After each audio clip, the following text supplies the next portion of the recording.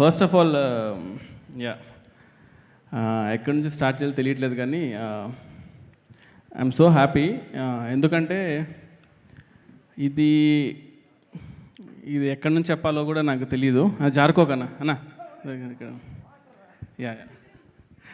So ఇది నేను నార్మల్గానే స్పీచ్ లాస్ట్ టైం నేను మాట్లాడిన స్పీచెస్ అన్నీ కూడా చాలా ఫాస్ట్గా మాట్లాడతానంటారు, లేదంటే చాలా స్లోగా మాట్లాడతానంటారు.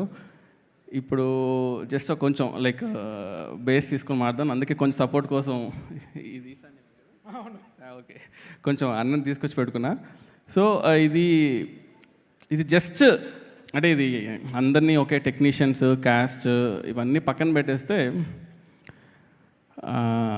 సినిమాలోకి వద్దాము అనేది ఒక ఉన్నింది. అంటే ఎక్కడ ఏ డిపార్ట్మెంట్ రావాలి ఏంటి ఐడియా లేదు, కానీ సినిమా అన్నీ పక్కన పెడితే కళ్యాణ్ గారు అనేది ఒక ఎమోషన్. అంటే అది అసలు కళ్యాణ్ గారితో సినిమా తీద్దాము లేదు అవన్నీ పక్కన పెట్టయితే ఇది long ago so long ago లాగా తమ్ముడు సినిమా పోస్టర్ నుంచి మొదలైన జర్నీ ఇది. అంటే చాలాసార్లు మధ్యలో ఎప్పుడో కళ్యాణ్ గారు సార్తో సినిమా ఏమన్నా అనుకున్నావా, నీకు ఇష్టం కదా, ఏమన్నా కథ రాసుకున్నావా సార్కి ఇలాంటి ఎలివేషన్స్ ఉండాలి, సార్తో ఇలాంటి సీన్స్ పడితే బాగుంటుందని నేను లైఫ్లో ఎప్పుడు అనుకోలేదు.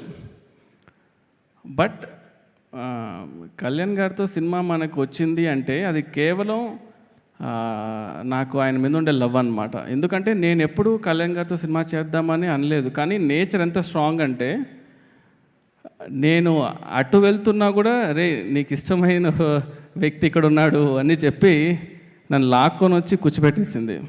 కూర్చోబెట్టిన తర్వాత ఇవాళ అందరూ ఇందాక కూడా సార్తో మాడుతుంటే, సార్ ఈ సినిమాలో ఎలివేషన్స్ చాలా బాగున్నాయి అంటున్నారు అందరూ అంటుంటే, యాక్చువల్గా నిజం చెప్పాలంటే నేను ఎలివేషన్స్ కోసం కూడా అసలు రాయలేదు. అంటే జస్ట్ కళ్యాణ్ గారిని ఈ సినిమాలో జస్ట్ నేను యాక్చువల్గా షూట్ చేశాను అంతే. నేను నిజంగా అంటే ఎలివేషన్స్ కళ్యాణ్ గారితో తీద్దామని అనుకుంటే అసలు అది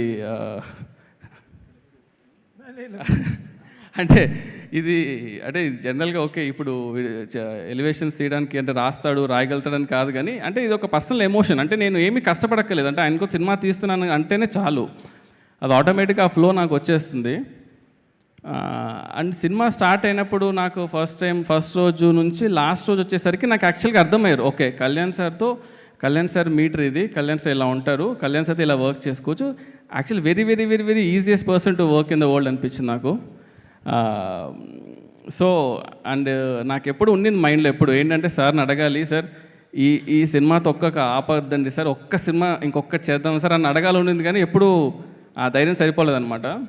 ఒకరోజు బాంబేలో షూట్ చేసేటప్పుడు ఇలా వాళ్ళతో వీళ్ళతో అందరితో అడిగించి సార్కి లాస్ట్లో సార్ ఇది తీద్దామా సార్, ఇది హిట్ అయితే మాత్రం ఒక్కటి తీద్దాం సార్ ప్లీజ్ అన్నాను. అది యాక్చువల్లీ పర్సనల్లో ఉండింది, నేను ఆయన మాత్రమే ఉన్నాం అనమాట. సో సార్ చూసి చేద్దామా అన్నారు. సార్ ఒక్కటి సార్ చేద్దాం సార్ అంటే, కానీ ఆ రోజు అన్నదానికి అదొక్కటి కేవలం ఈ సినిమా హిట్ అవ్వాలి అనే దానికి మెయిన్ రీజన్ ఏంటంటే ఏమవ్వాలనుకున్నాను అంటే ఈ సినిమా హిట్ అవ్వాలి, ఎందుకంటే I want to work with you sir again. అంటే ఆ ఆపర్చునిటీ ఎప్పుడైనా సరే అది బికాస్ యాజ్ అ ఫ్యాన్గా బయట నుంచి చూస్తున్నప్పుడు ఓకే సార్తో ఇలా తీయాలని ఒక క్లారిటీ ఉంటుంది, కానీ వర్క్ చేసేటప్పుడు ఏదైతే ఫీల్ ఉంటుందో అది మనకి ఇంకో అవకాశం వచ్చినప్పుడు మనకు ఆ ఫీల్ ఎలా ఉంటుందని నాకు పర్సనల్గా తెలుసు. కాబట్టి ఓజీ యూనివర్స్ అని మీ నోట్లో నుంచి విన్నాను కాబట్టి ఐ థింక్ అది చేస్తే మాత్రం ఇట్ విల్ బి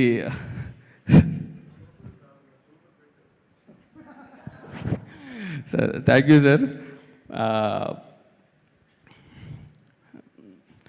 ఇంకొకటి మెయిన్గా చెప్పదలుచుకుంది ఏంటంటే ఈ సినిమా స్టార్ట్ అయినప్పుడు ఫస్ట్ అంటే త్రివిక్రమ్ గారు దగ్గర నుంచి కాల్ వచ్చి ఇలా సినిమా చేద్దాం అనుకున్నప్పుడు దానయ్య గారిని కలవడం జరిగింది.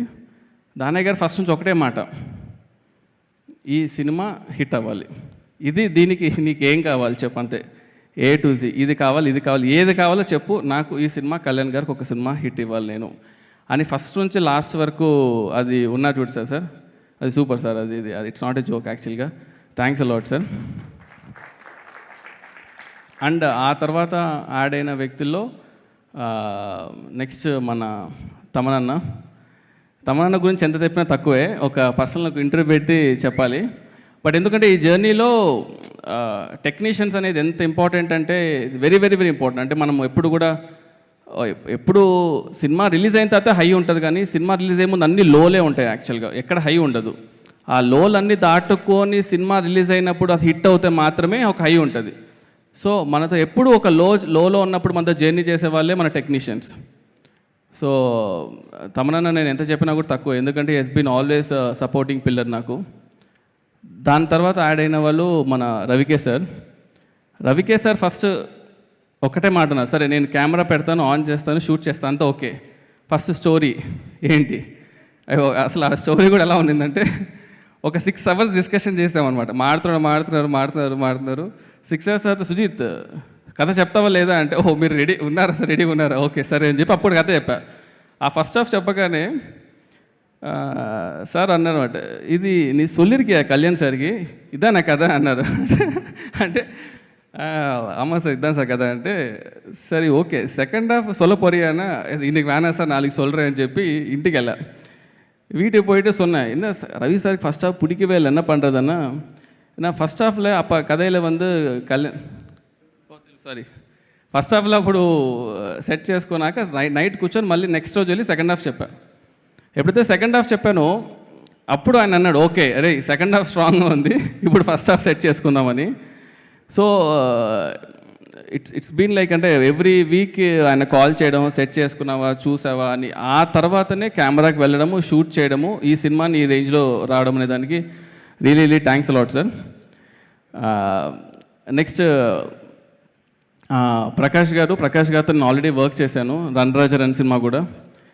ప్రకాష్ గారితో ఎలా ఉంటుందంటే ఎంత కంఫర్ట్ అంటే, జనరల్గా మనం ఒక ప్రొడ్యూసర్తో మాట్లాడినప్పుడు సార్ ఇది ఇలా ఉంటుంది, బడ్జెట్ ఇది అవుతుంది అని ఇవి చాలా డిస్కషన్స్ ఉంటాయి. ప్రకాష్ గారి వల్ల అడ్వాంటేజ్ ఏంటంటే, ఎందుకంటే అది కరెక్ట్గా ఎక్స్ప్లెయిన్ చేయాలి. ఆ బ్రిడ్జ్ అనేది చాలా ఇంపార్టెంట్. మనం ఒక విజువల్ అనుకుంటున్నప్పుడు ఈ విజువల్ కరెక్ట్గా కన్వర్ట్ అవుతుందా లేదా స్క్రీన్ పైన అనేది చూసేటప్పుడు, సో ప్రకాష్ గారు యూస్ టు బి ద పాపం, ఆయన ఎక్కువ పెయిన్ తీసుకునేవాడు నా తరపు నుంచి తీసుకొని ఇవాళ ఇంత ప్రోడక్ట్ డెలివరీ అయిందంటే one of the main reason sir. Thanks a lot sir.